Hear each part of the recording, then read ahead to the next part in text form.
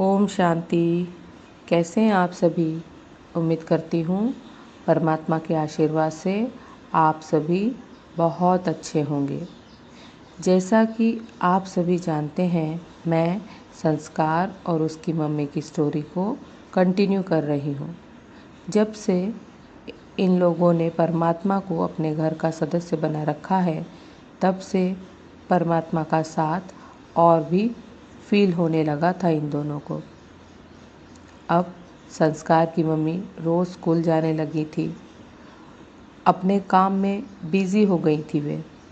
घर से school, school से घर, बस इतनी ही उनकी दुनिया बन गई थी। इस छोटी सी दुनिया में अब सुख शांति आ चुकी थी।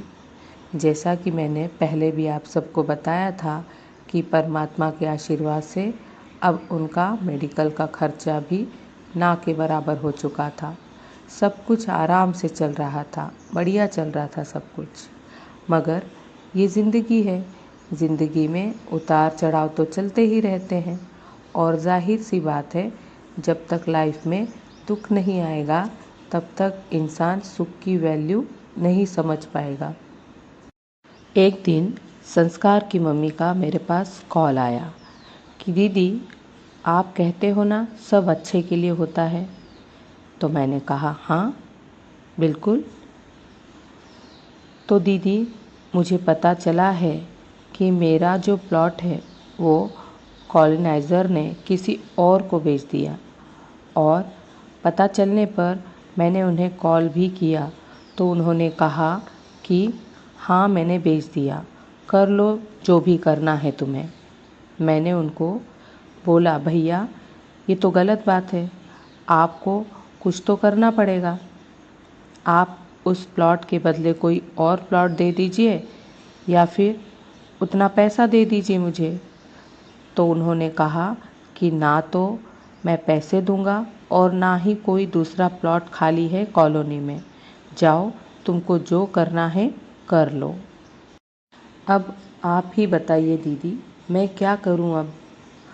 उन्होंने मुझे पहले एक बार बताया था कि एक एक पैसा जोड़कर उन्होंने एक प्लॉट खरीदा है ताकि आगे चलकर संस्कार की पढ़ाई में कुछ ज़रूरत पड़े तो उसका यूज़ कर सकें। उन्होंने जब ये बात मुझे बताई तो कुछ समय के लिए मैं निशब्द हो गई, क्योंकि उन्होंने कैसे एक एक पैसा जोड़कर वह प्लॉट खरीदा था, उनकी वो बात मुझे याद आ गई। फिर यही दिमाग में आया कि मुसीबतें आती है मगर जब वो जाती हैं तो हमें मजबूत बना कर जाती हैं। मैंने फिर से उनसे कहा कि अब भी आप यही दोहराते रहिए कि इसमें भी मेरा कल्याण है। अब तक संस्कार की मम्मी में ठहराव आ चुका था। वे कमज़ोर नहीं पड़ी और ना ही उन्होंने मेरे सामने कोई रोना धोना किया। यही होता है जब हम कर्मयोगी बन जाते हैं, उस परमात्मा की याद में हम जब काम करने लग जाते हैं। अधिकतर लोग यही समझते हैं कि दिया बत्ती अगरबत्ती जला दी तो हो गई पूजा। ब्रह्म कुमारी ईश्वरीय विश्वविद्यालय में ये भी सिखाया जाता है कि हर काम उसकी याद में रहकर करना, यह भी पूजा होती है। संस्कार की मम्मी अकेली हैं और उनकी तबीयत भी खराब रहती है।